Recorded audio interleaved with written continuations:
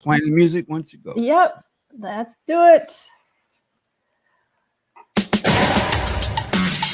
All right. So, April is first from Tampa. Good morning, April. Cassandra Bradley from the ATL.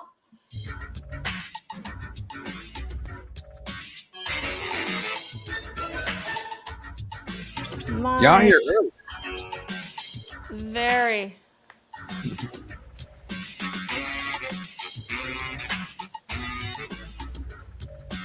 So, I have a ghetto setup this week and it doesn't like me talking over the music. Turn it down. All right. We're going to let it play a little bit though. Let's just groove out to it. Let's start it over because I'm messing it up. You want to start it over? Yeah. Lord.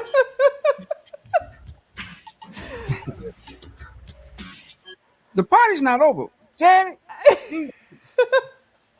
Hold on. Back it up. I'll tell you. Anyway.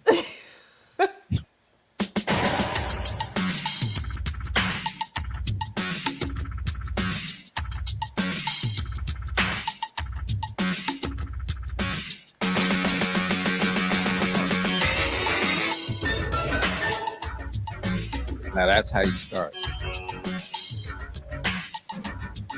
This makes you want to come here. Ladies and gentlemen, welcome back to the world famous Miss What Did Prince Do This Week podcast with your hosts, D'Angela and Michael D.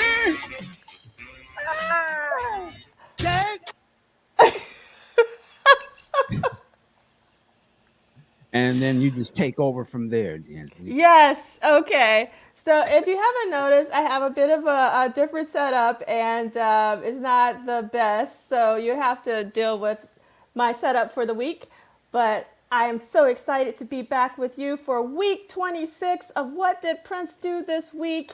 We got everybody and their mama in the chat this morning. So I want to give proper shout outs to everyone. And I got us, because you might not have heard it, but April Watson was here like 13 minutes early from Tampa, which I appreciate. We got ATL in the house, always representing. We got Cassandra Bradley, and we got Nick Felden. We got Realign the DJ, Buenos Dias, Purple Family. And then we got Julie in Denver out on the patio. Nice. We got, yeah, nice, yes. We got Loris, and we got Drea Dances from Chi-Town, and we got D in NYC. Thank you so much for my welcome back, and hugs to you and Michael Dean. We got another AT alien in the house, Kim, and we What up, got Kim? Christina, and we got sunny Minneapolis. We always love Minneapolis in the house. Oh my God, we got Annie Ward from Italy. I wonder if you're on vacation. That is fantastic. We got Myron in the house. We got another AT alien. They are representing Audria. We got Cleveland in the house. Hello, Myron. And then we got some coughing in the elbow. And then we got Popper Y, Man, also from the ATL. Oh my God. We got Tanja. what up, Tanja? Good morning. And we got, let's see, Man Ray. Happy Saturday, Purple People. Welcome back, D'Angela. Love my chocolate background. Thank you so much. I love, this is one of my favorite covers. Chocolata. So hopefully you Oh, like you that. stepping it up. You got now you incorporating the backgrounds from the song. It's only because of my setup. And yes, Kim, I don't know if you can see, I have my Paisley Park shirt. Okay. Yeah. And then good morning. Oh, and afternoon TP. And we got Denise in the house. Thank you for my liking my background. Good afternoon, Vanessa, What's up, man? Brandy. We got Nola in the house, New Orleans. Welcome, Corey. We got Cincy. I wonder if that's Cincinnati. Tuning in, but it might not be. We got Brooklyn in the house. Welcome back, Heavenly. You know I love your name. And we got a couple of people from Denver. So Denver is representing Nick. today. Oh my God. Hello, Kyrie. It's so great to see you in the chat. Kyrie is one of the best bass players ever. He's done some Madhouse tributes in the past. If you do your Googles, as Michael Dean would say, you can actually find some of those. And thank you so much, Stephanie. And unfortunately, Love Sexy, I don't have my Love Sexy button today. But But you Michael know what we can Dean, give you?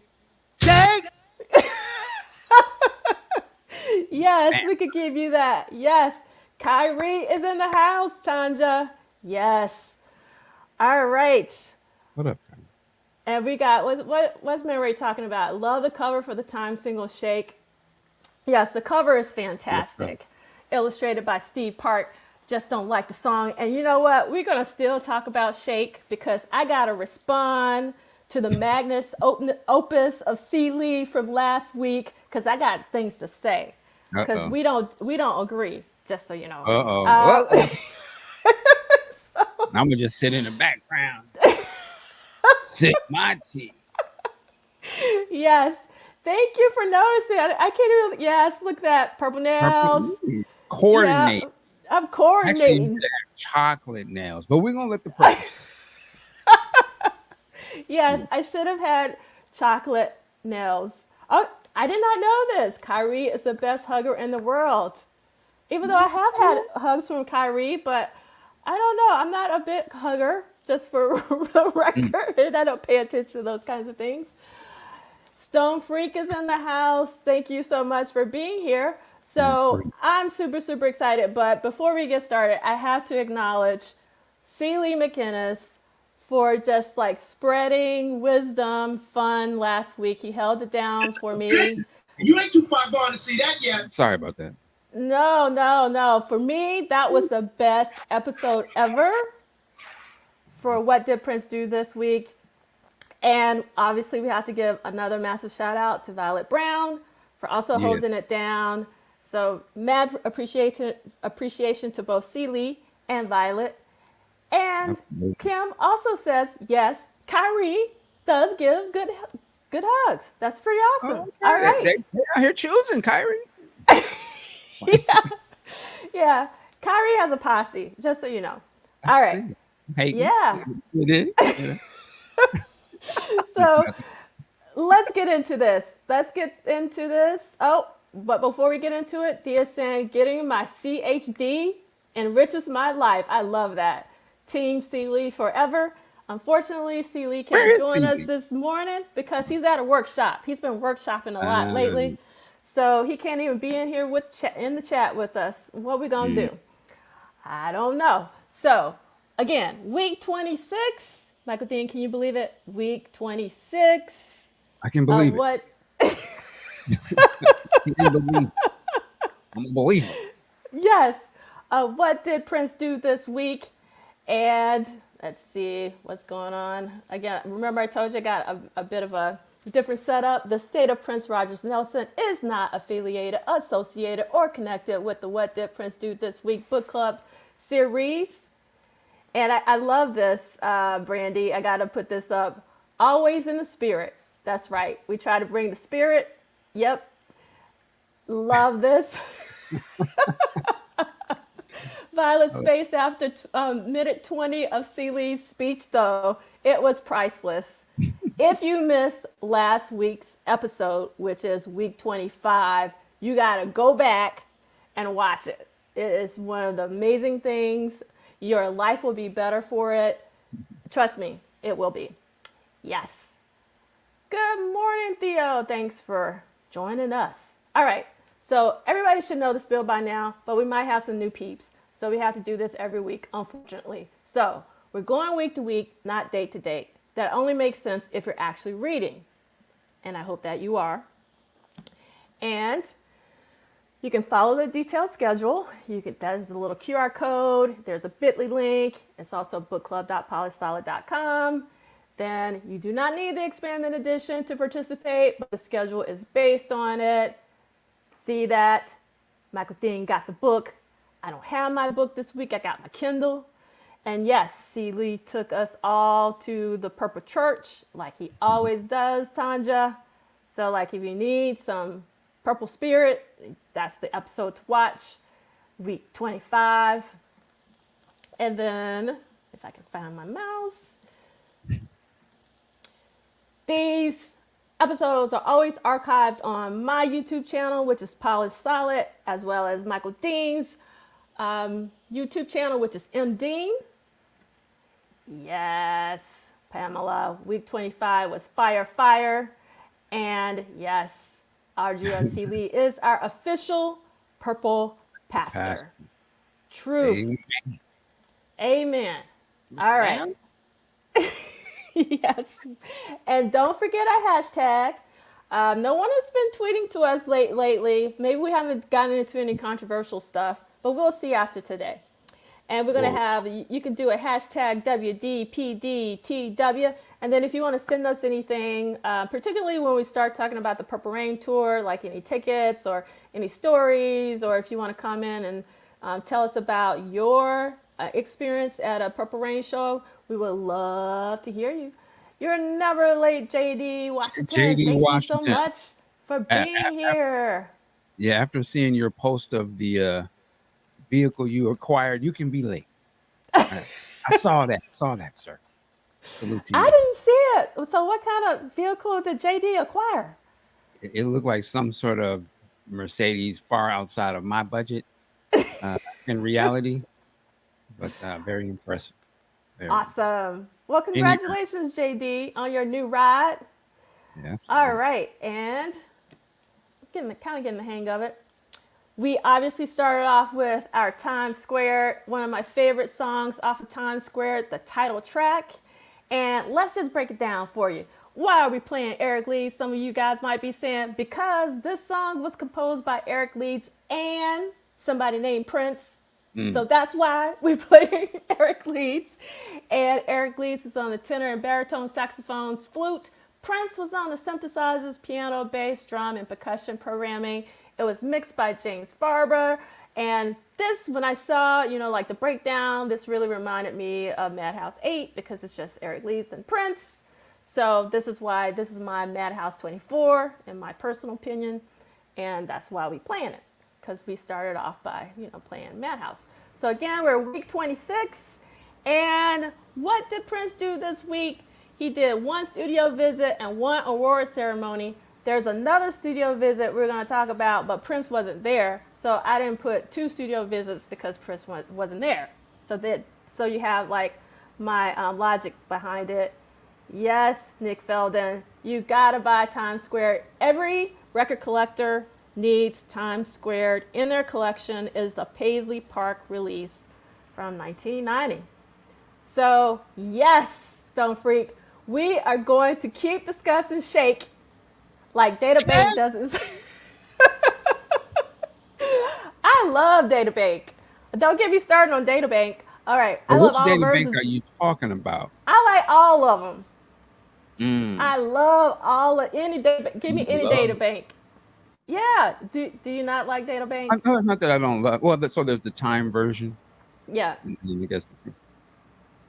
Well, I love. I'm in love with Prince's version, but I love the time version. I love them both. I really do. It doesn't matter because I really love the music, So no, it doesn't matter. Interesting. Now, if you're talking about gigolos, I got a preference. Interesting. And my preference is Morris. Probably because that's what you've been listening to all this time. No, because I believe him. I don't believe Prince when he sings that song. Okay. Yeah, I'm trying to tell you. Yes, Vanessa. I can imagine if he's saying it in front of you, it might be different.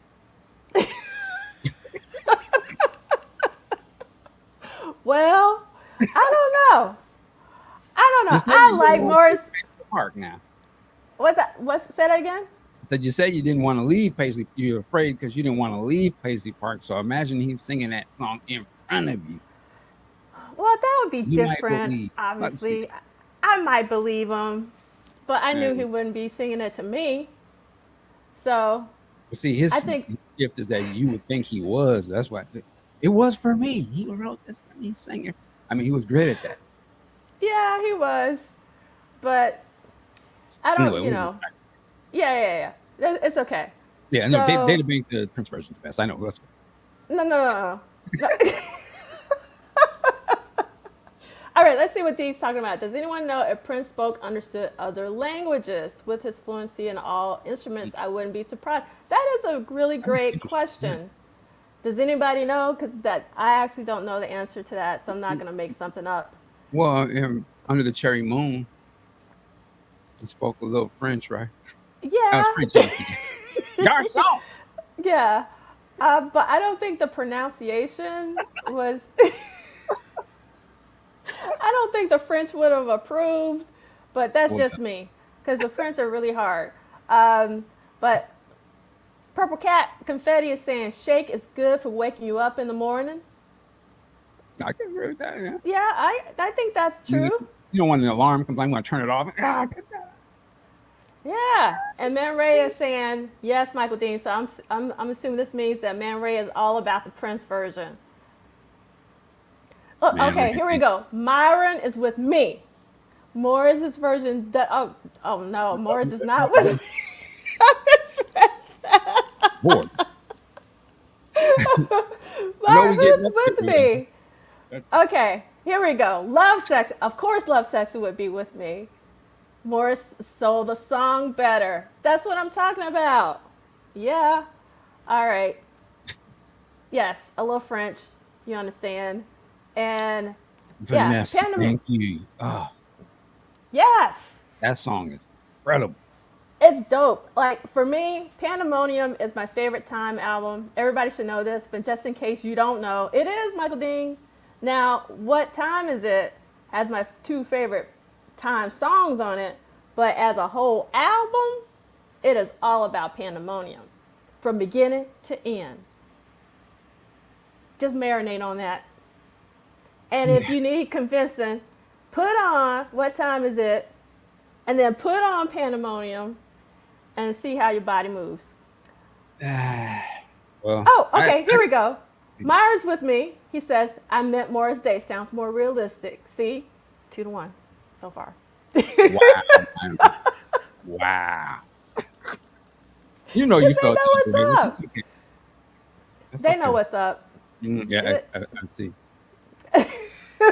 That's your buddies and stuff, and he probably was. That's why I hear all that you typing them and the other. Nigga, you better get off my side. I get it. That's I not get it. true. Mm. No. I allow people to have their own comments and minds.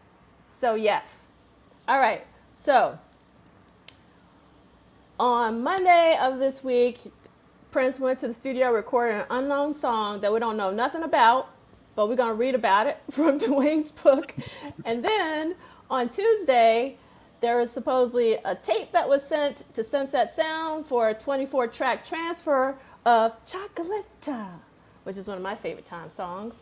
And then on Wednesday, Prince attended the second Minnesota Black Music Awards, and we're going to really get into that today. So, all right. So Myron says, Myron is with you, Michael, on this. He says Pandemonium sounds more updated, but it doesn't hit like What Time Is It? And then Byron B saying What Time Is It all the way. Let's see what Man Ray's talking about. Pandemonium is my favorite Time album, a true collaboration between Prince and the members of the Time. Man Ray, you see me and I see you. But it Yes. is a true collaboration. I give him that. It is. It really is.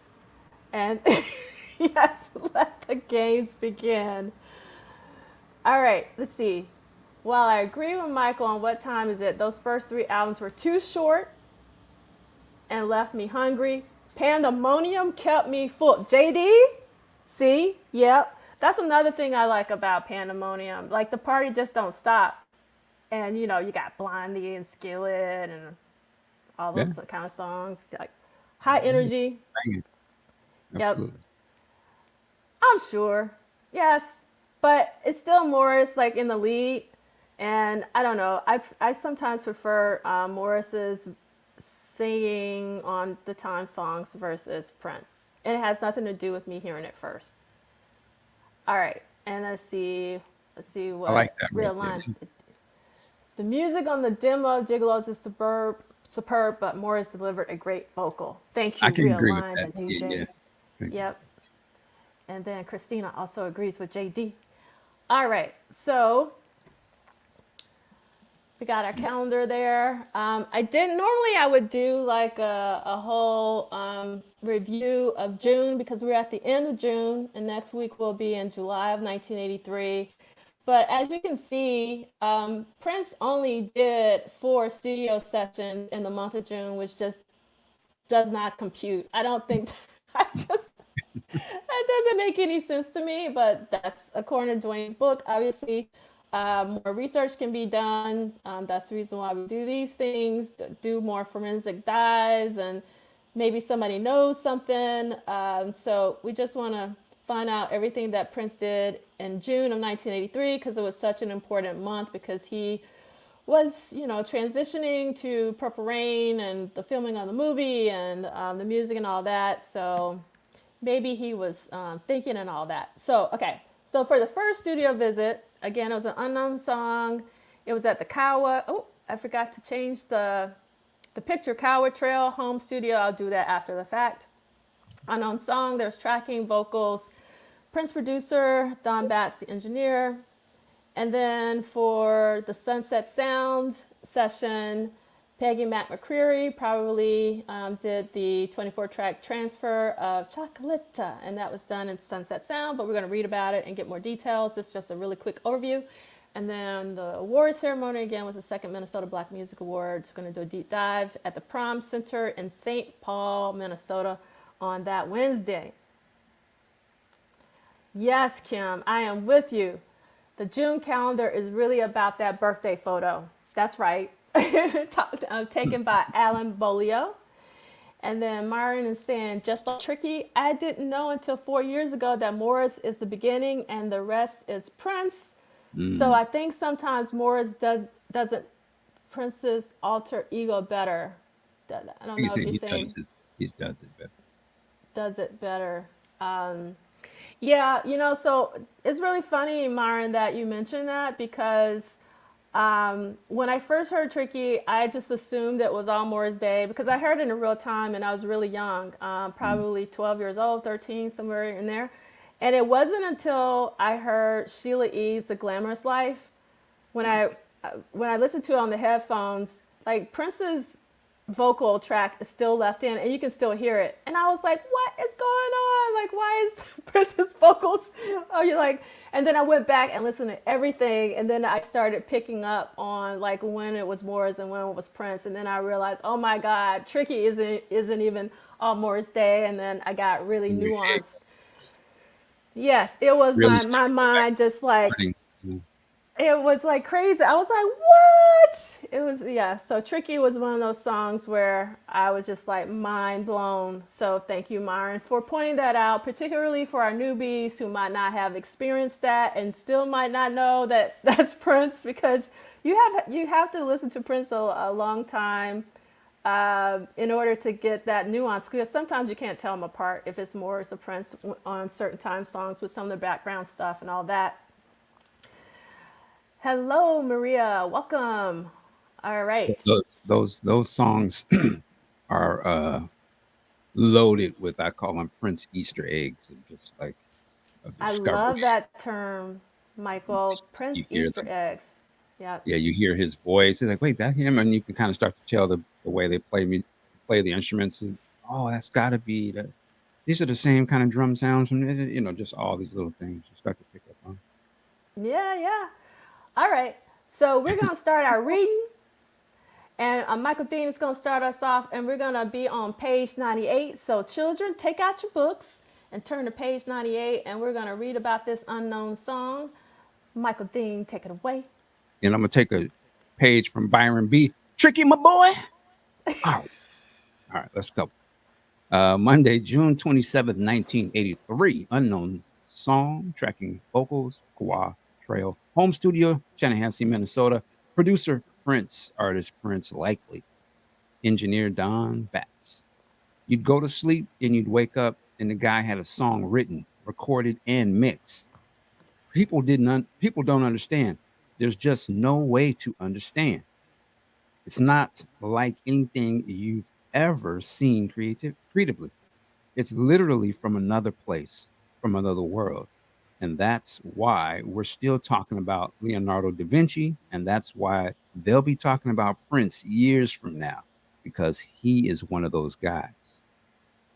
It was this constant churning of creativity, recording, and writing, and it baffles the imagination. Bobby Z.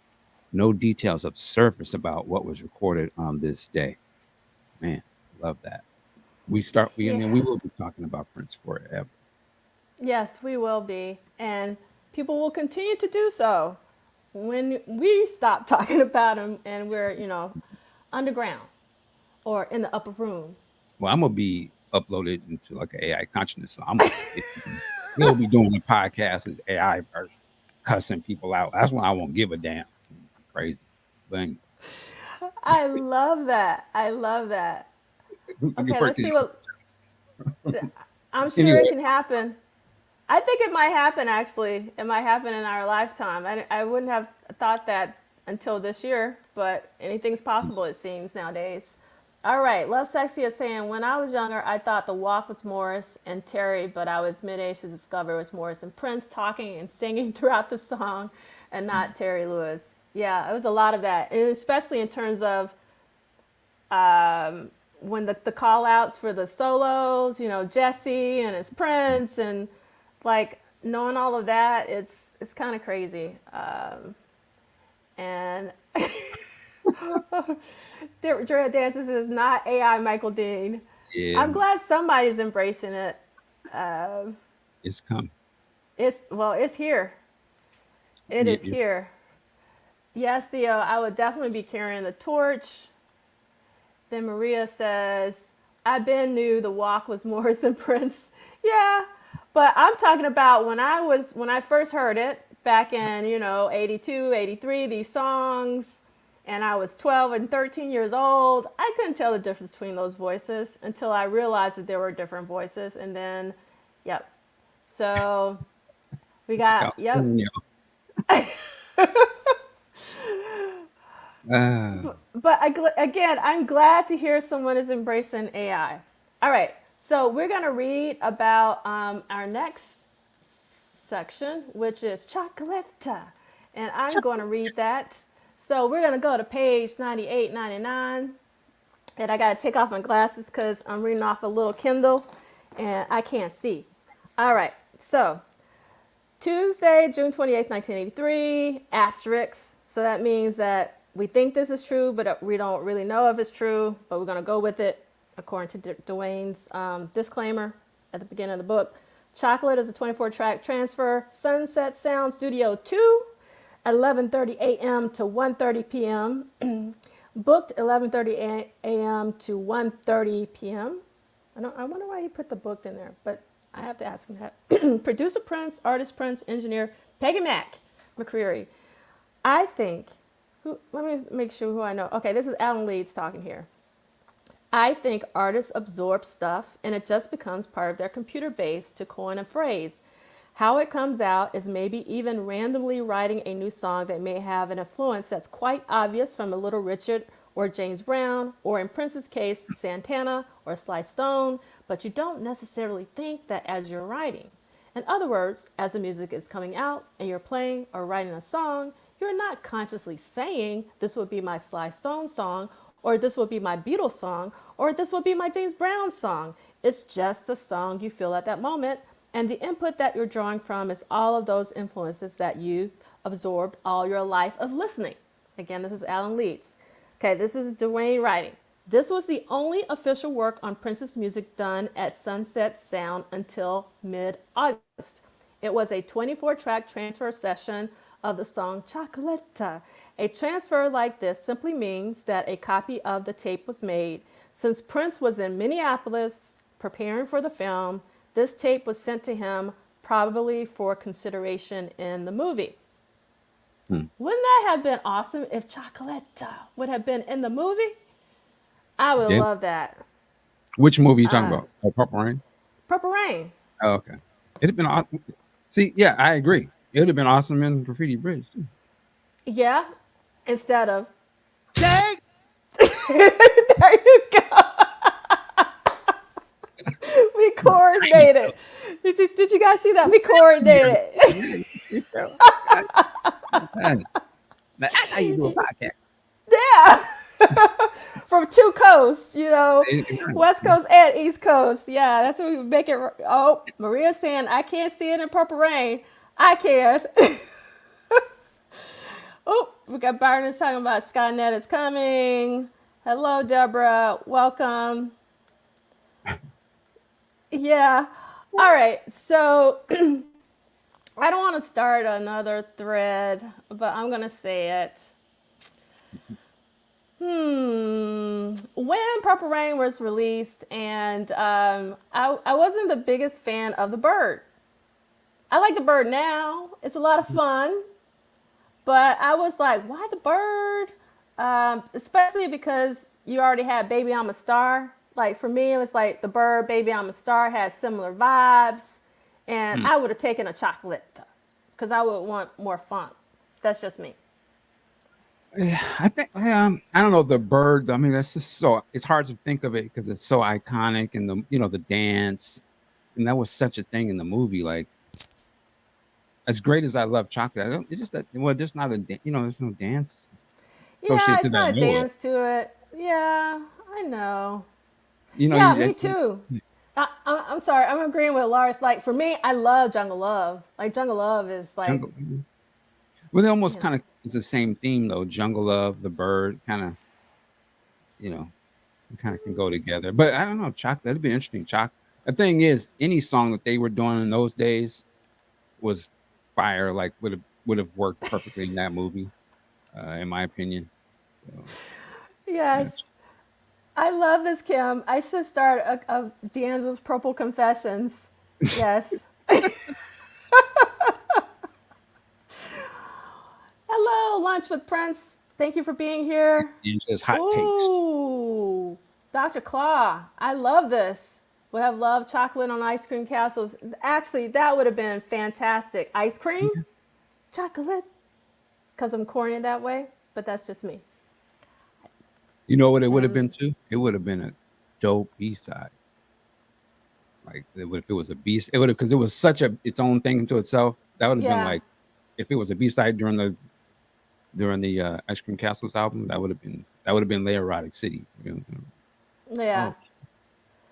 But. And Christina, I understand you love the dance in the movie. Everybody loves the dance in the movie. Obviously, the bird is iconic.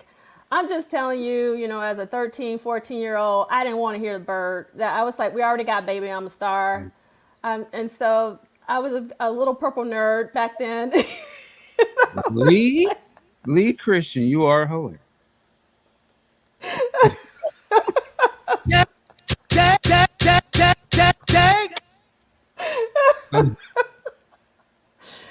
Okay, so Lars is agreeing with you. Would have still made an impact as a B-side. I think chocolate will make an impact no matter where it is. I just no, it wasn't. Was it? Chocolate was a lead single, but I don't think it was ever re-released. Was Chocolate and Shake together release, or am I getting it mixed up? Let's see. Let's go to the Prince Bible. I wonder were they two A-sides actually? We're gonna go to Prince Vault and let's see what's on the back of Shake because I can't remember. It's not like I pull out my Shake 12-inch all the time. I wonder, do we have some Shake lovers out there? So what we got? Oh, actually, the B-side for Shake was not necessarily B-side, but something that was included on the 12-inch was the Latest Fashion remix. Oh, interesting. Yeah. Dr. Claw said Chocolate was a Pandemonium A-side. Huh. Oh, check. What? Was the second single from the last one. Okay, so Chocolate was its own. Well, wait a minute. Yeah, Chocolate was always its own single. I'm putting Wait, this wait in a there minute for a for. quick second, Uh-huh. and maybe I missed this in the last couple weeks. Shake was a single. Yeah, Shake was a single. What's You that? didn't know that, Michael Dean? Where is the what's that? What's that brother Soldier Boy meme where he just Shake? Yeah. Yeah, A that's the reason single? why. That's what. Remember last week we had the cover. That is the Wait, you see, cover it was of the yeah in Shake my mind. single. I didn't. And then I just put in the chat there the Prince Vault entry for the Shake single, because this is a 12-inch and everything. It got mixes. You got the extended mix of Shake. You got the battle mix of Shake. You got the funky house mix of Shake. You got the boom mix of Shake, and then you got the latest fashion remix. There's a lot of shaking Prince was going on. trying I have the theory that Prince was trying to pull a fast one on them brothers. That's just We're gonna talk about that. Yeah, we're gonna talk. Ooh, all them songs they had on that record. I'm with you on that. So now JD is with me. He agrees with me about the bird. I can't listen to it now if I'm not watching a performance.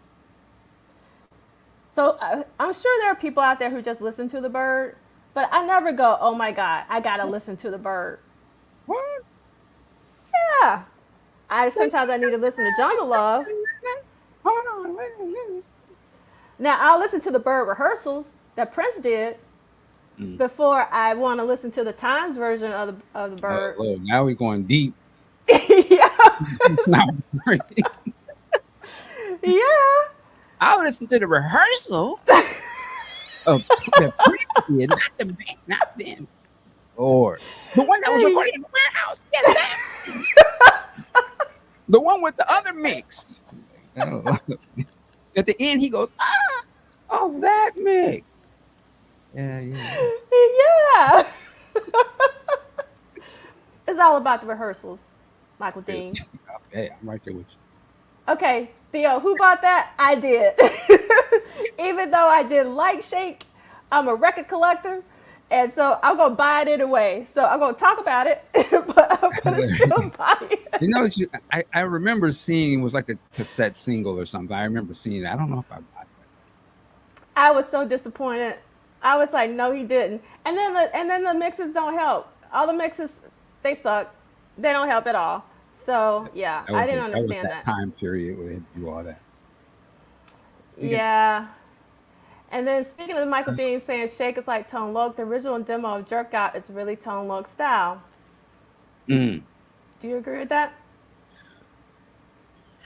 The versions that I've heard, I can't, but maybe I don't know the version he's talking about. Yeah. You mean the one that Prince sound like Tone Loc? Yeah, that mix. No. Let's see. Loris is saying my favorite version of Chocolate though is the Prince rehearsal mashup where he did Jerk Out too. See? My peoples are all up in this chat. Let's see. It was a single. I remember Black Radio playing the heck out of it. Huh.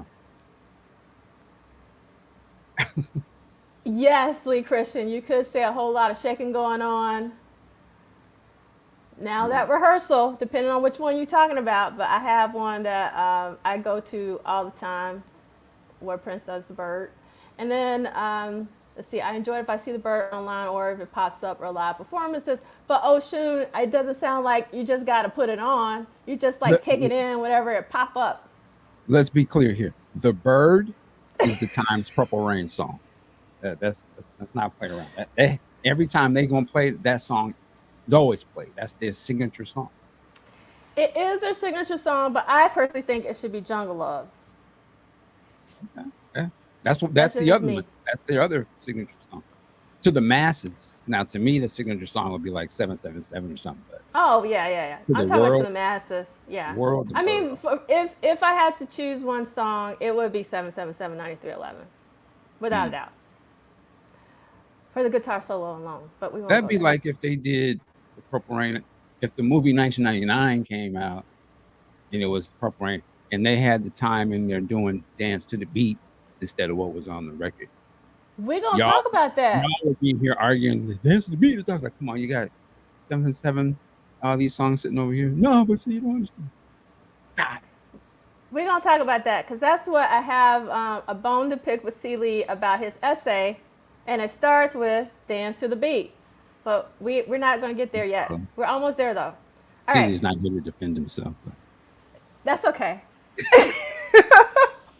I'm sure he will. Celia, she said something about your mama. No, no, I did not. We talking about, we respect one another, and what's really great is when you respect each other, you can actually disagree. Because I totally disagree. And we'll get to that later. So let's see. Dr. Claus says, Tone Loc, good looks. I can hear his voice over that Maserati version. I don't know my Tone Loc to even comment on your comments, unfortunately. I don't know how I got over. Well, I know why. At one point in time, I only listened to Prince for about 10 years. So I missed a lot of stuff, especially a lot of hip hop because I was in Prince world. Let's see. I would snatch up a Shake single. Okay. Byron Prince live version of The Bird Rocks. Yeah, I don't disagree. Hilarious.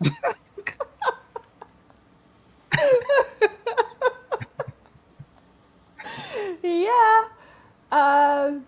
Let's see. How was the latest Faction remix? I never heard it before.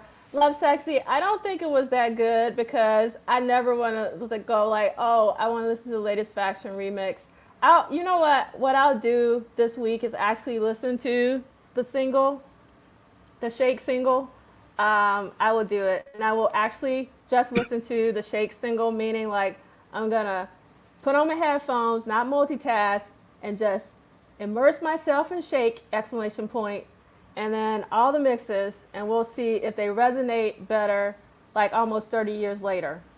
Just like with Is there a Baby Prince I'm a version Star. of Shake floating around? Not that I'm aware of. Does anybody have like, from the interwebs, is there a Shake Prince version I floating bet you that around? I would probably like it in that context. You I know, don't know. I don't know like I about like the anything. live version. I did go back and Yeah, see them. yeah. I love. See, I'm with Kim. Jungle Love is the Purple Rain song. That's right. And let's see. Prince doing Cool a Lot live has cemented it is a key time song. Oh, Yes, absolutely, Cool absolutely. is absolutely. And let's see. Hilarious. See, Dre Dancer says, I always thought Jungle Love was their signature song to the public. I really do think it is the Bird, though. Just because of It's the either you can dance. argue either one. I think it's the Bird only because of the dance. Because everybody does the dance whenever you talk about the time. Meaning, like, non-Prince people, just, you know, Mm. other folks. But yes, Jungle Love is a time classic by R&B. Jay and Silent Bob made Jungle Love a bit more famous, I think. That's interesting. A I know little it's in bit. the movie, Yeah, they but perform maybe you're right. Yes, to a not certain quite segment. yet. Yes, I hear you. And let's see, chocolate was supposed to be on Ice Cream Castle. Mhm. I didn't know that. It was, yeah, from that time period. Okay, so that was a sound check from 85, San Francisco, that jerk out chocolate deal. All right, 85. Let's see, I'm gonna have to look that Man, out. well, I'll say one thing. All these years later, we're still talking about Shake, and we done talked about it for the last, what, 2 or 3 episodes. And we're The gonna talk song about it some more. Well, I think well, I guess we can talk about it now, but I want to wait, and I'll address that. So, Wild Thing was everywhere, but if you told me, Kim, that you would give me $1 million right now to just say the chorus of Wild Thing, sing it, I wouldn't know how to sing it. I don't remember it. It's Wild thing. that's it, The and wild. it. Okay, yeah. What else did Tomo? Is was that Funky it? Cold Like who's? Medina, that wasn't the. I mean, his big hit was Wild. That was the monster. That was a super pop smash across the board. Like it wore it out. You're sick of seeing it and hearing it. video was super popular. Wasn't the video play on Robert Platt or Robert Palmer's videos with the girls? Yeah, You know, yeah, I yeah, remember that. So I like Lee Christian's comment here. The Prince version of Shake is called Hot Summer from hilarious. Welcome to America. I Oh can my, actually hear that. yeah, but don't do that. And I'm not a big fan of Hot Summer either, but don't tell nobody. But I love Welcome to America. And I can deal with Hot Summer just the way I can deal with Shake, but it's just like, I mean, you got I'm, to deal with these songs. yeah, because sometimes I can see don't Prince even saying, start, deal. don't even start talking about Arms of Orion. Okay, and then let's see. I have Shake from the Graffiti Bridge playlist for my morning routine. I could, yeah, Okay, I'll get you up. yeah, you gotta shake something. And then see, I, Shake is I like like what you did there, right that. there. Yeah. Shake is like that late 80s Wing Dinga vibe, sort of like that place Prince was walking on with the rest of the corporate world tracks. I wasn't Corporate I world. wasn't feeling corporate world. I wasn't either. Okay, there we go. We are aligned in something. Yeah. What's up, Melvin? I see. Okay.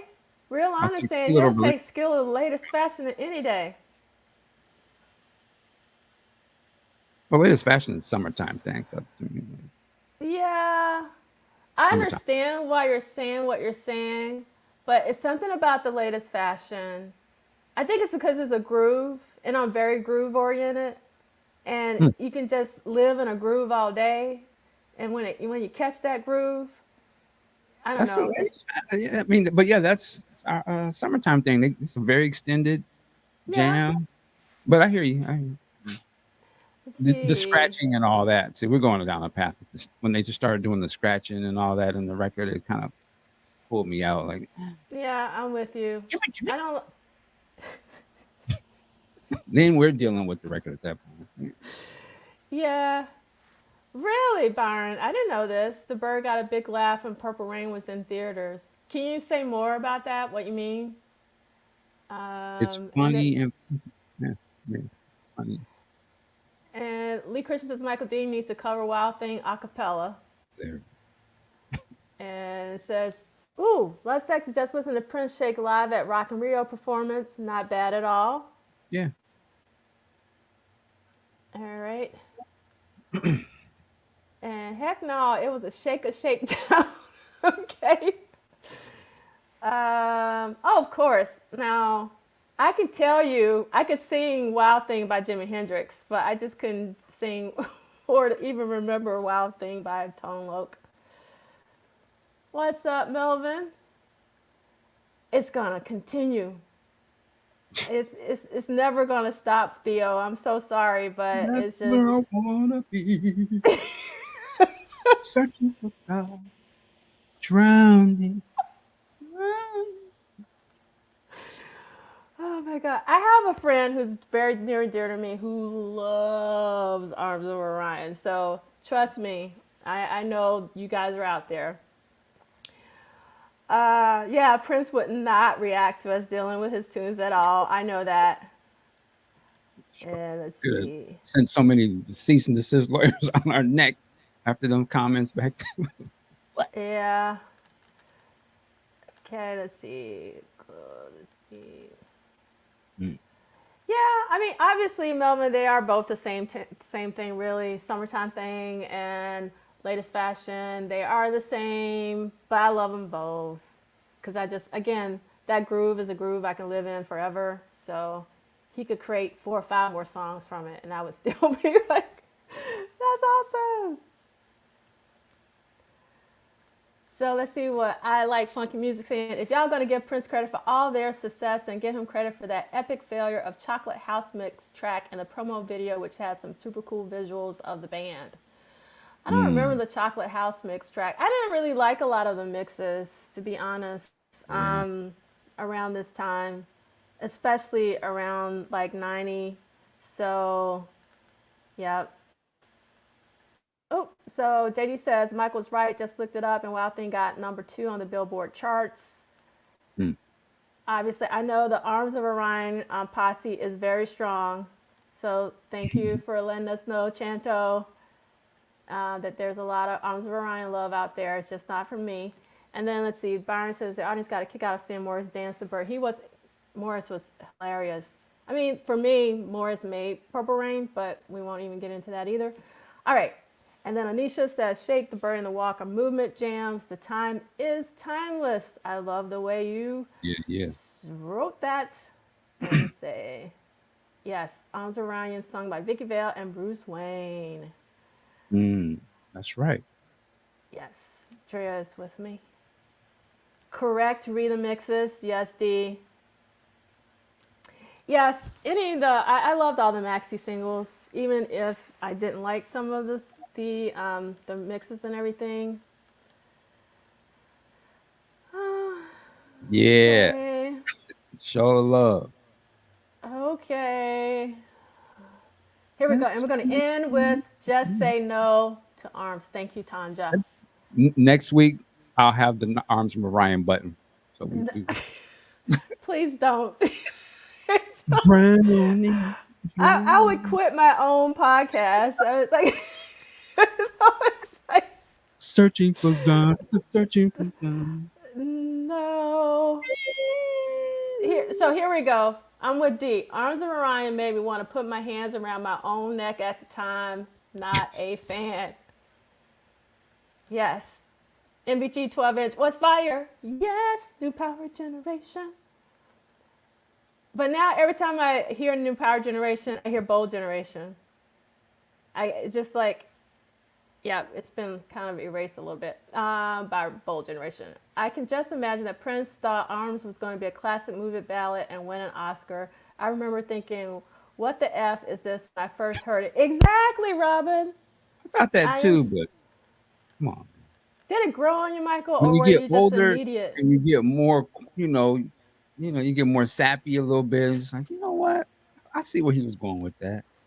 I'm 52 years old, Michael Dean, and I'm still not with Arms of Orion. It ain't going to happen.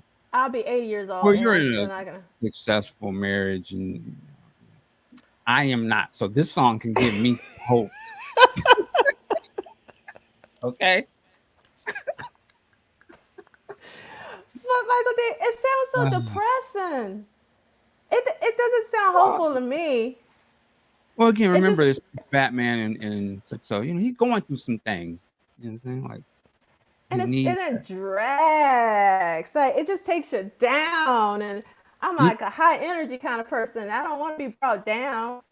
I could see this. This is the type of song, like if there was like a Frozen 5, that would be the song. Is it Ariel? Whatever the protagonist in these sort of Frozen, Ariel mermaid movies. This is the song I would say. She'd sing this with the prince who turned into a frog or something. Yes, she would. When I heard Arms of Orion, I'm kidding you not, Michael. You're onto something. When I heard Arms of Orion for the first time, I said, this is a Disney ballad. Prince shouldn't be singing a Disney ballad. He can go in a Disney movie. Right? Prince can do all styles. Yeah, he can, but somebody else. Everybody and mama can do Disney. He don't need to do it. See, this would have been on the same album.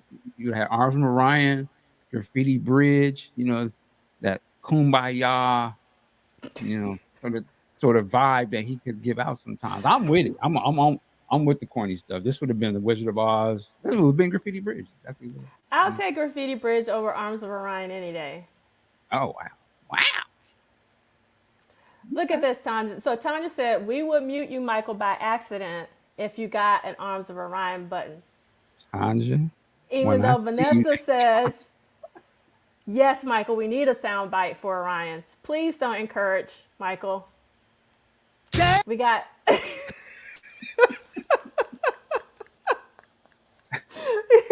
Now, watch Seeley's going to come with a 4-page down of Arms of Orion. He's going to tear us up next week. Yeah. I'm ready. Oh, my God. Let me add Arms of Orion to this love song mixtape, said no one ever. That's what Kim said. It's true. It's a different type of song. Thank you so much. I really appreciate it. Let's see. Yeah, like Get Off versus Get Off. Yes. And don't defend that song. Oh, Stone Freak. I loved you until this moment. Well, I you didn't have don't to. Well, we're just going. Come on, do your dance. know. Oh, Love it. I don't like The Cream either. jokes, the phone. Um, yeah. All right. So my husband will say we've gone on too long about all of this, but yeah, yes, Disney. I actually like Love to the Left and Love to the Right. Um,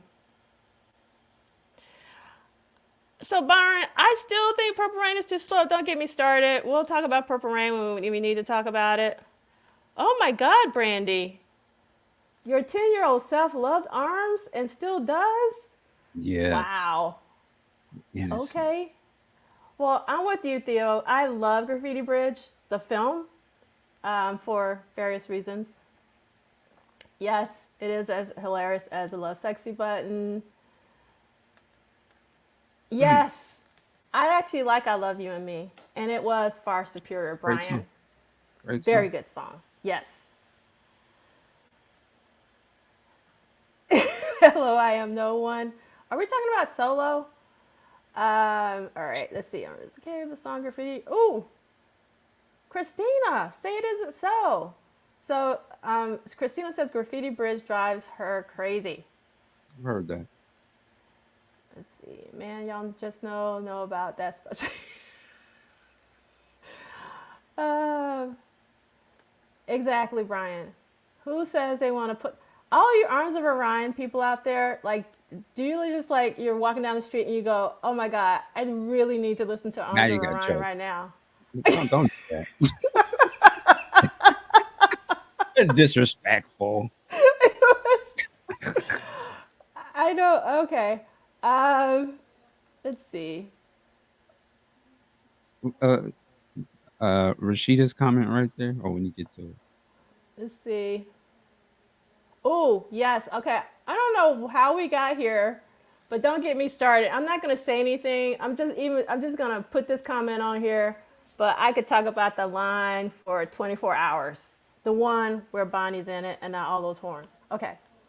And I'm not going to lie, it came on my shuffle while I was driving. I sang it at the top of my lungs. I don't know why, but I did. Mhm. Rashida, thank you for sharing that. See, Welcome, Sandra, to our Arms of Orion Love Fest. Let's see. I'm forever looking for a clean studio version of We Got the Power, Pure Funk. I'm looking for a clean version of The Line. That's like my holy grail right now. I would love to have a clean version of Bonnie's version. I always say Bonnie's version of The Line. No way, Theo. Are you talking about Arms? If you're talking about Arms, really? that's right. As my mom would say, really? I don't know about that. Okay. I Um, ain't mad at you, Theo. That's dope. okay, let's see what TP's talking about. Arms of Orion is beautiful. Maybe it would be more palatable for some if Prince had added some Claire Fisher strings on it. Mm. Nope. I love Claire Fisher, but I don't think Claire Fisher could do that for me. Let's see. Love all this good spirited disagreement. Thanks for always sharing the positive energy, y'all. This may be the only environment where I am excited for the chat. Thank you so much, Oh, Dee. Yeah, nice. we do this all out of love.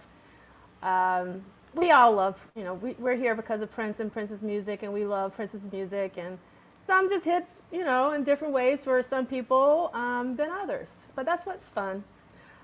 Get some solo. I'm with Stone Freak. Brought that CD on holiday and say, Helen and I listened to it so much. Yeah, solo, if I'm with you guys, is one of my favorite Prince songs of all time, which is on Come. And we know we're doing the Come Symposium next August. I was super excited about it. We're going to do that one virtually. No, you didn't, Oshun. So Oshun says they woke up this morning longing for Arms of Orion. Don't play? Okay. All right. The truth Maria, comes out. We didn't know people felt this way about the song like that. I love it. yeah, we got some Arms of Orion's fans out there. And yes, the Hashtag Bonnie Arms. version, that's the one.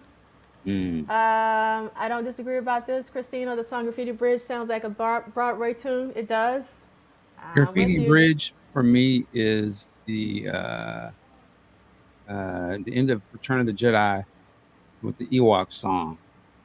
That's they sit, but I love that. You know what I'm saying? Okay. So that's how I see. Like it was the song. I when I always thought before the movie came out, and I would listen to that song. I was like, oh, in the movie, they're all gonna come together, and hold hands, and everybody wants to play. Morris and Prince, they're gonna shake united. They didn't necessarily happen, but that's what I thought. Like I was waiting for that moment to happen in the movie. I was so disappointed. I was like, oh, where's my yum yum?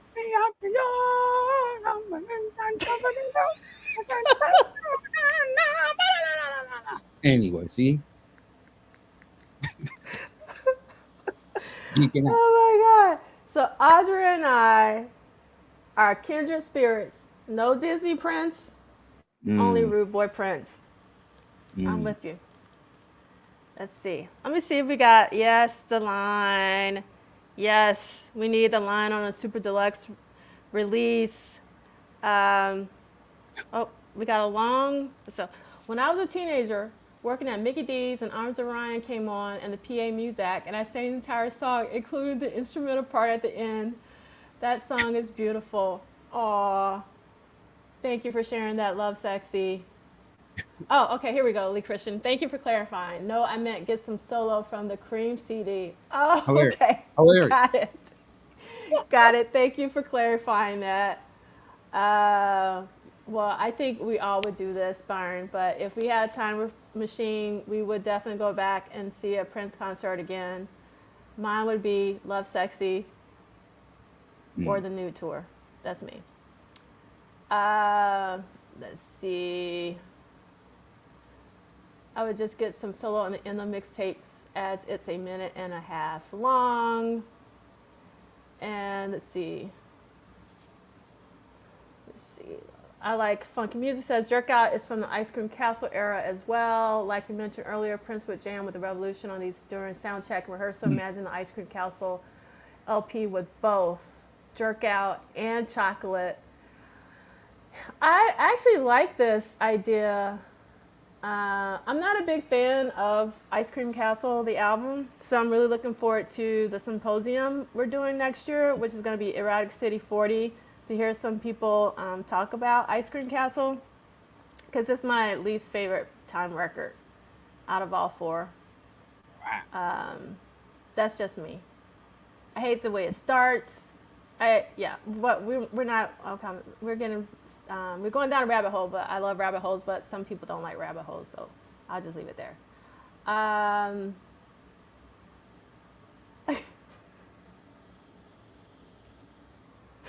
This is pretty funny. Wow. Okay, let's see. Not the Ewok song. I didn't get the Rainbow Connection. Mm. Let's see. You're getting a lot of Ewok love today, Michael Dean.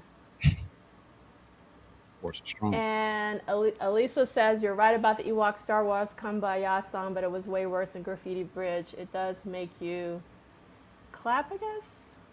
That's And Rashida saying, Strays of the World, Graffiti Bridge, and Arms are all in the same wheelhouse. Yep. mm-hmm. That's funny, Buddy B. At least Graffiti Bridge was shorter than Arms of Orion. Real line. The DJ says Orion does have a great melody. Let's see. All right. So let's. We got one more thing to read. Yep. Here we go.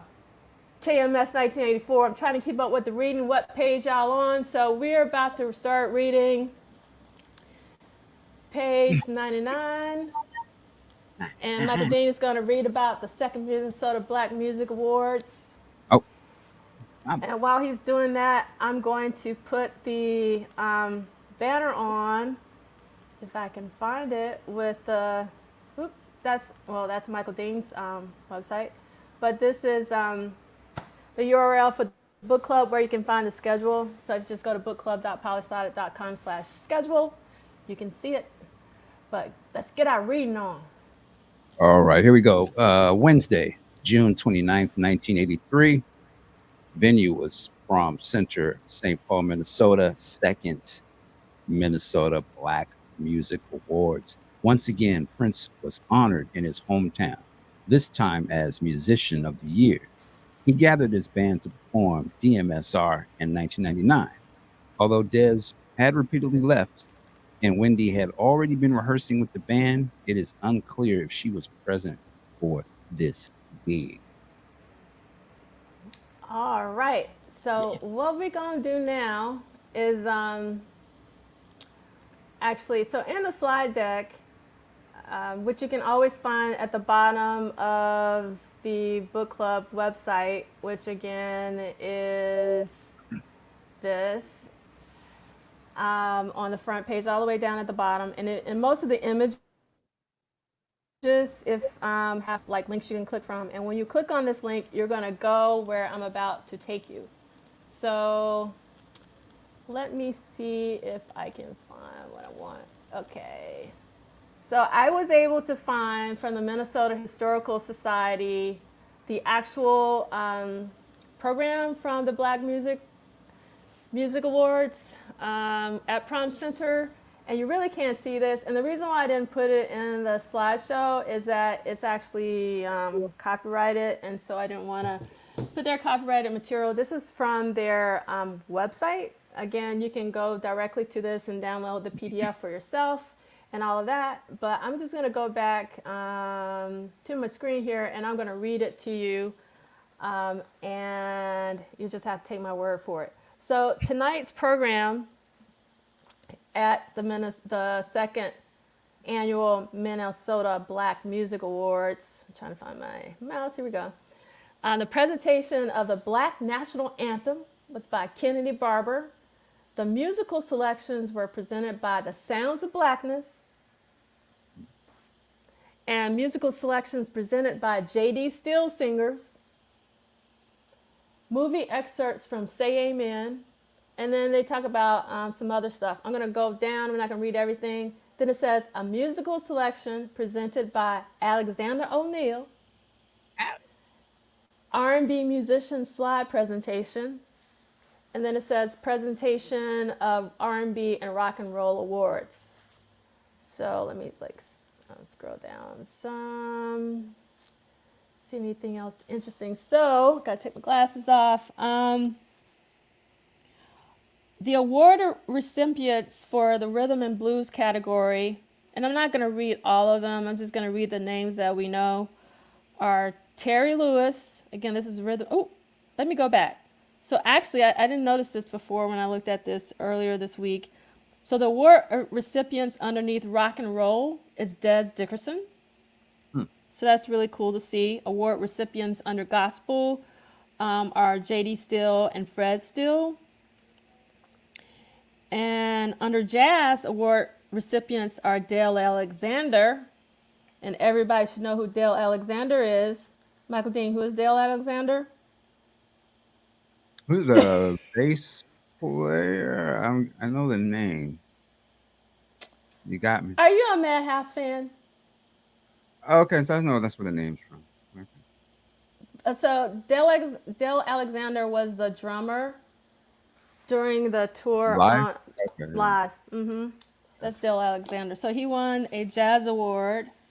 And then under rhythm and blues, we got Terry Lewis, Jimmy Harris, which is Jimmy Jam, The Time, Andre Simone, Alexander O'Neal, Bobby Brown, but I don't know if it's Bobby Brown. I think it's probably maybe a local Bobby Brown.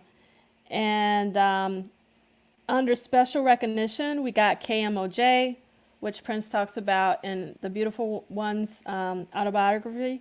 And then special recognition as well to Sounds of Blackness.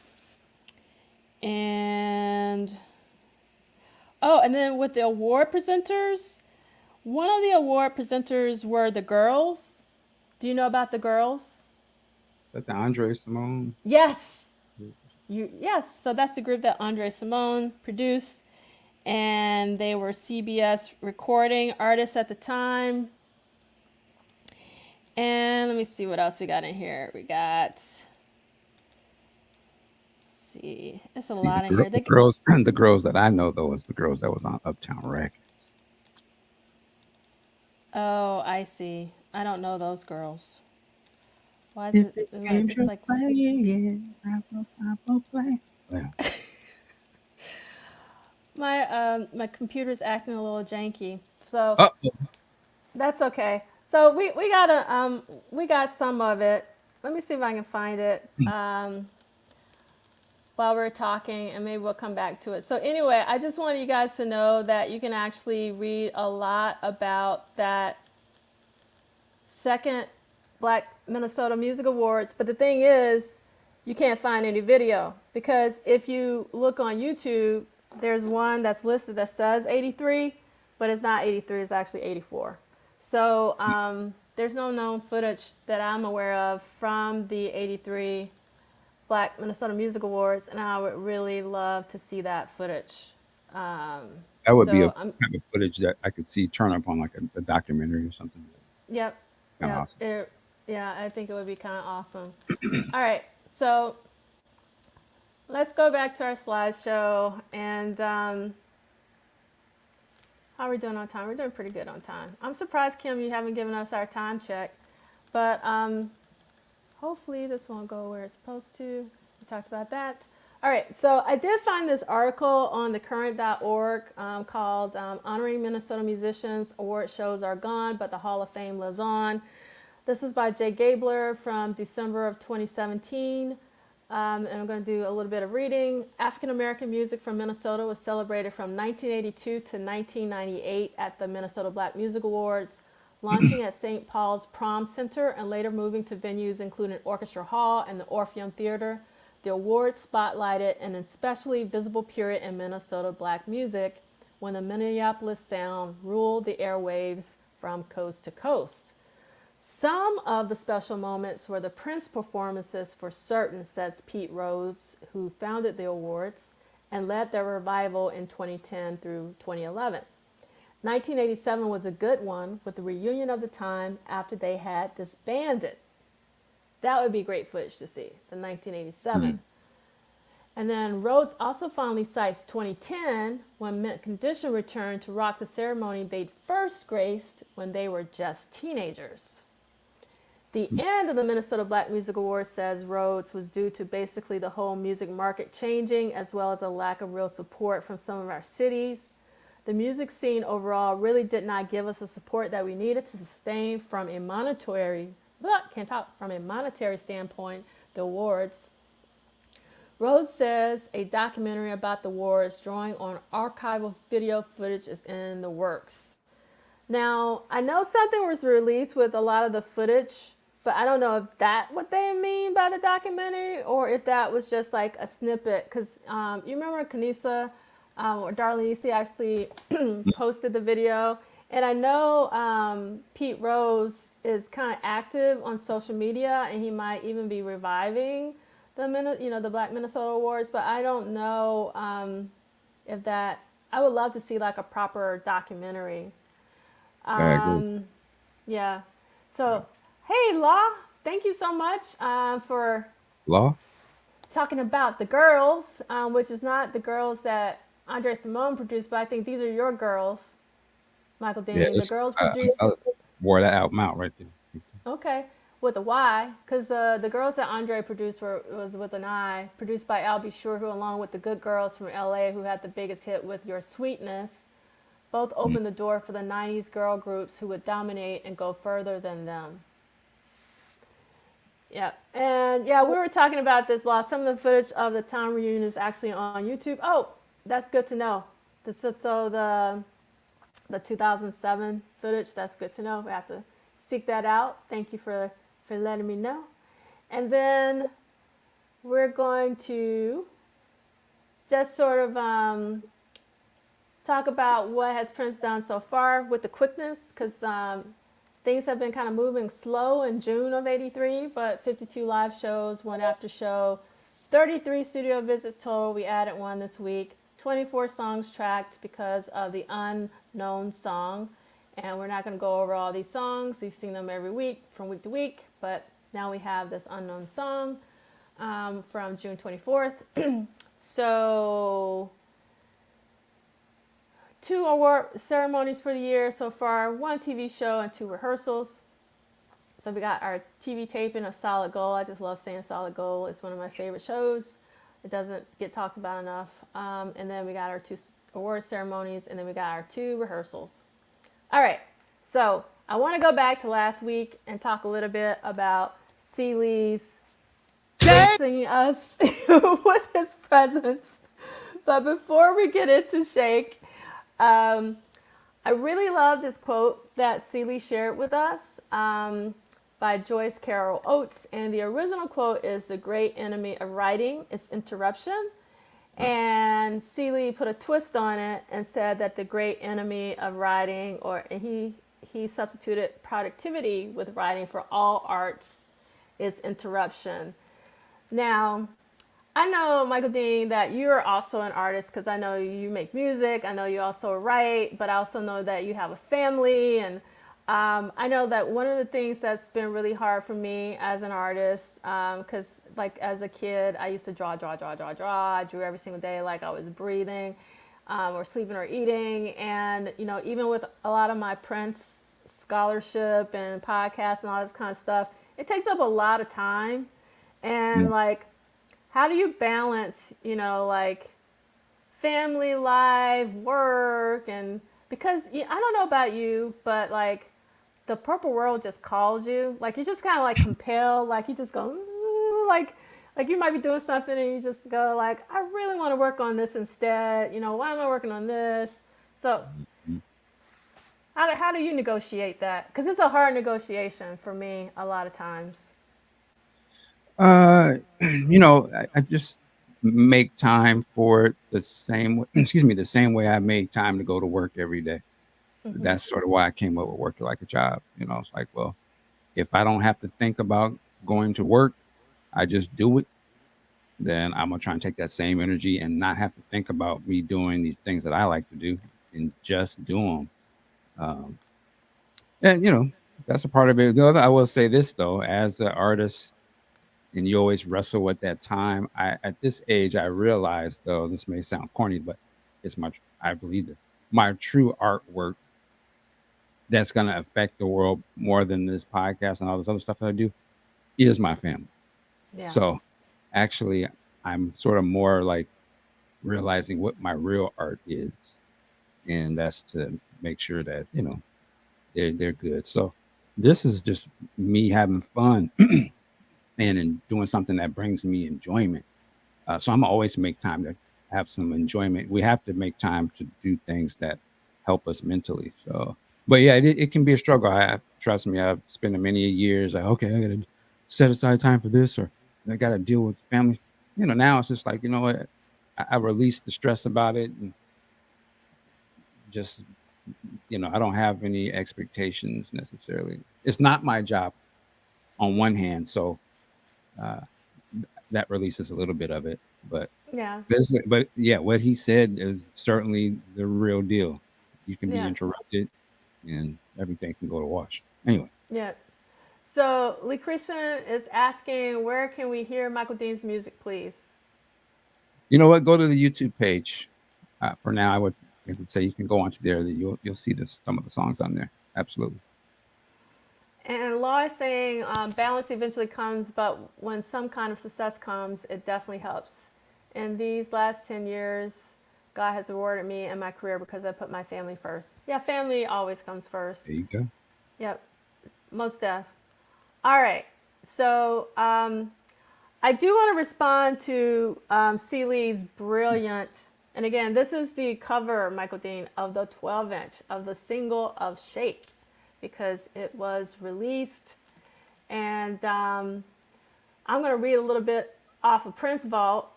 Prince Vault says Shake was the 5th and final single to be released from Prince's 12th album, Graffiti Bridge, because Shake was on Graffiti Bridge and not Pandemonium, thank the Lord. And like the song Shake, the single was credited only to The Time. It was released 4.5 months after the album. The Time had already disbanded for over 2 months when the single was released. The single also contained a remix of Latest Fashion, which was also taken from Graffiti Bridge. I'm not going to go into the mixes because we'll probably talk about that later. But I'm going to be like, when I saw Graffiti Bridge and I saw The Time perform Shake, I was like, what the F? But like all the songs that are on Pandemonium, like why did Prince have them perform Shake? So that's one thing. And it kind of goes to something that you said, Michael Dean, and I actually found this clip on YouTube where Prince came on stage back in '82 in a Los Angeles Time performance of Dance to the Beat. And for me, Shake and Dance to the Beat, like Celie said, are sort of on the same spectrum or continuum of the kind of songs. And I found these two comments. The top comment was the original comment, and this is the second comment is the person responding to the first comment. So the first comment was about a year ago by Highway Chow 4080, and Highway Chow says, Prince was feeling insecure about the time set, so he came out and forced him to do this rockabilly-like song, knowing it wouldn't go over well and would F up the vibe. He might have some truth to that. And then Christopher Campbell, the second, 4517, a month ago said, I understand your sentiment, but nah, this song was recorded and intended for the Time's second album, but it was replaced by One Day I'm Gonna Be Somebody. They played it here as the last song because it was just like Prince's song Jack You Off, and P used to close with it on the Controversy tour. Now, I've never heard that Dance to the Beat was originally slated for, what time is it? Have you heard that? I hadn't heard that either, but now that you say that, I could see that. I could see it. Because it kind of reminds me of After High School or something. Well, yeah. So Dance to the Beat, After High School, Shake, all sort of on the same sort of vibe. And the To thing me, those is, were like the time clowning songs. Those were like, to me, it was like it just did that. Like One Day I'm Gonna Be Somebody. To me, I take it as when it goes like they're clowning it. Like, yeah, we can do this type of music, but we ain't. You know what I'm saying? Like, we're not taking it serious. right. But everything we Right. do is gonna be have a vibe to it, of course. But this ain't. You're not gonna find the album based off of this. It's Right. just like interlude kind of funny Yeah. type. We're gonna go back to that, but I want to go back to Lee Christian's. Why is Monty so pale and ginger on that Shake artwork? Wow.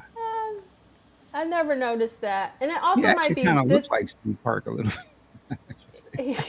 He does actually, yeah. And a cross between Eric Lee's because of it looks like he has red hair. Because you know yeah. Eric had red hair at one point. Yeah. Yeah. Let's see what Law was talking about. Me and my cousins used to do Release It because we noticed the Time never did it, but they did Shake. Go figure. Yeah, I would have preferred Release It over Shake if that kind of song had to be in the movie. Okay, so going back to when I watched Graffiti Bridge, I go like, it was mind-boggling of all the songs that the Time has on Pandemonium. Why Shake? Every time I see that movie, every time Shake comes up, I go, why? I don't understand it. And then the same thing when I first had heard Dance to the Beat, I went, why? I don't understand it. It doesn't sound like a time song.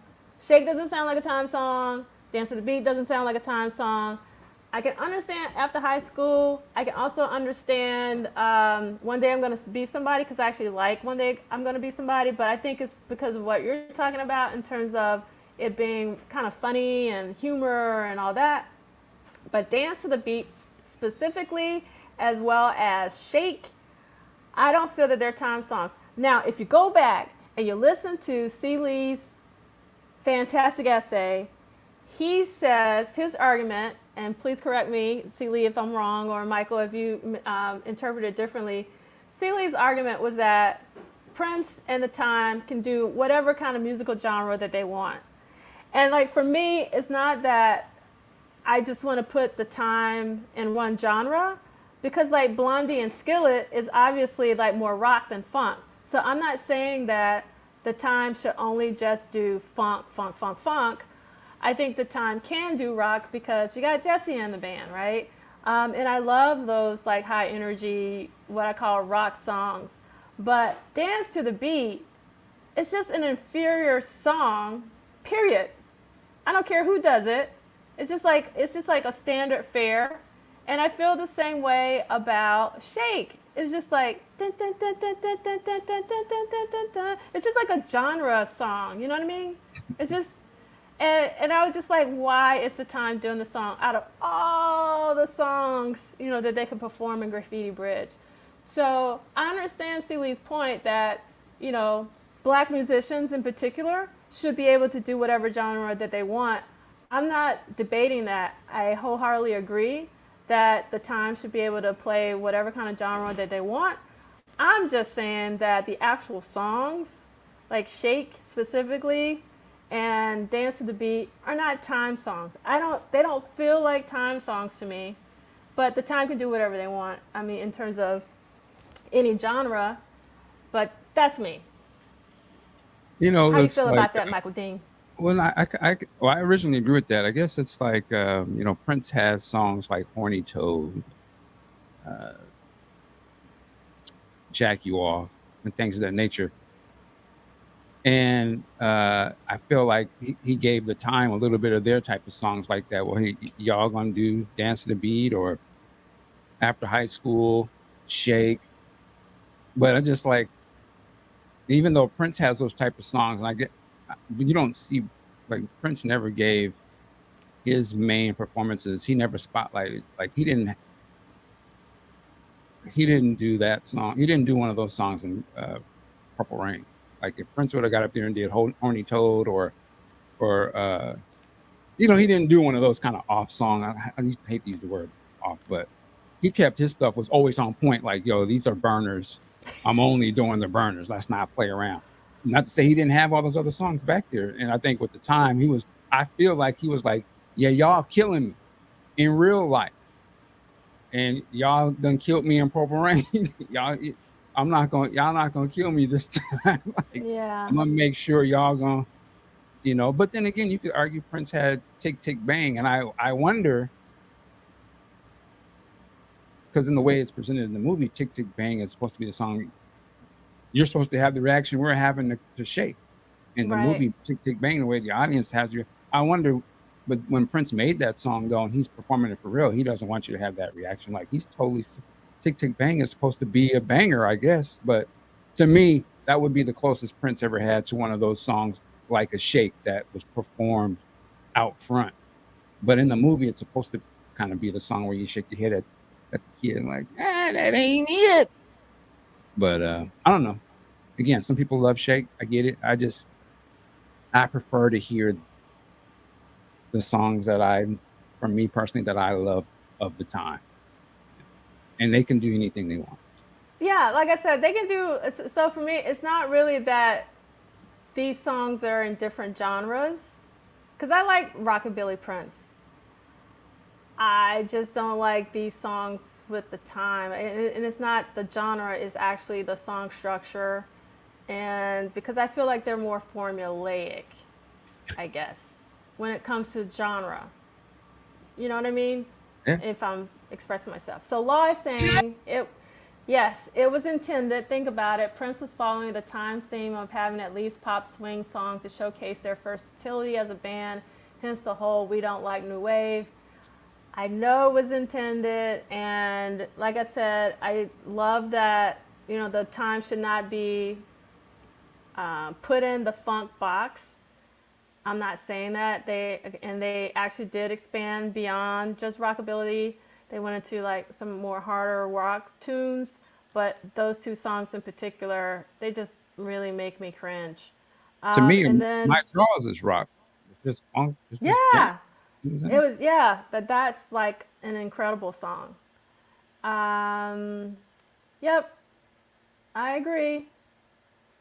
Yep. No, and this is basically Seeley's argument as well, Law. And I'm not disagreeing with the argument. What I'm disagreeing with is the songs.